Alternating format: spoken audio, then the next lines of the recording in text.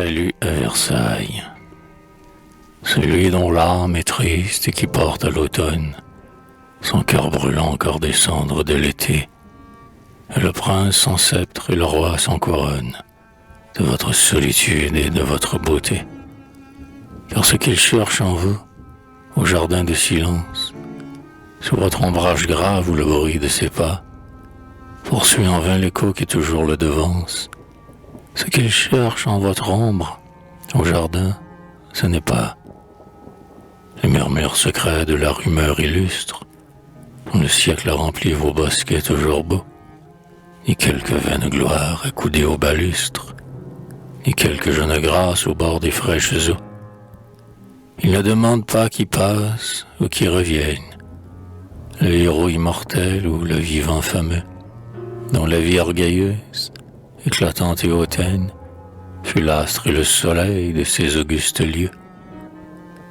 Ce qu'il veut, c'est le calme et c'est la solitude, la perspective avec l'allée et l'escalier, et le rond-point, et le parterre, et l'attitude des liches pyramidales auprès du buis taillé.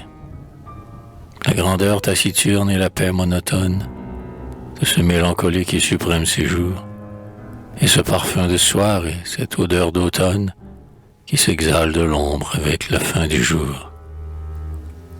Ô toi que l'aube effraie, ô toi qui crains l'aurore et que ne tente plus la route et le chemin, quitte la ville vaine, arrogante et sonore, qui parle avec des voix de soleil ou d'airain. C'est là que l'homme fait sa boue et sa poussière pour élever son mur autour de l'horizon. Mais toi, dont le désir n'apporte plus sa pierre au travail en commun qui bâtit la maison, laisse ceux dont le bloc charge sans qu'il plie l'épaule et dont les bras sont propres au fardeau se construire sans toi les demeures de vie, et va vivre ton songe en la cité des eaux.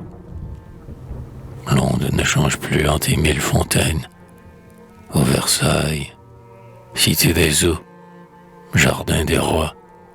Ta couronne ne porte plus, ô souveraine, l'éclairlise de cristal qui l'ornait autrefois. La nymphe qui parlait par ta bouche s'est tue, et le temps terni sous le souffle des jours, les fluides miroirs où tu t'es jadis vue, royale et souriante en tes jeunes atours.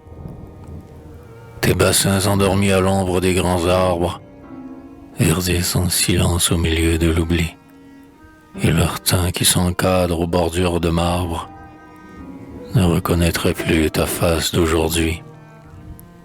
Qu'importe, ce n'est pas ta splendeur et ta gloire que visitent mes pas et que veulent mes yeux, et je ne monte pas les marches de l'histoire au-devant du héros qui survit en tes dieux.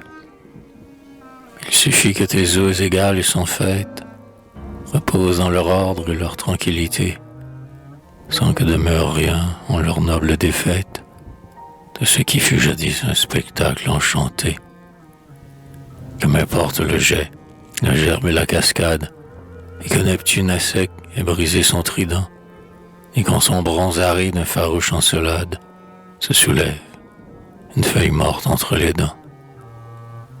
Pourvu que faible, basse, et dans l'ombre incertaine, du fond d'un vert bosquet qu'elle a pris pour tombeau, j'entende longuement ta dernière fontaine, ô Versailles, pleurer sur toi, cité des eaux.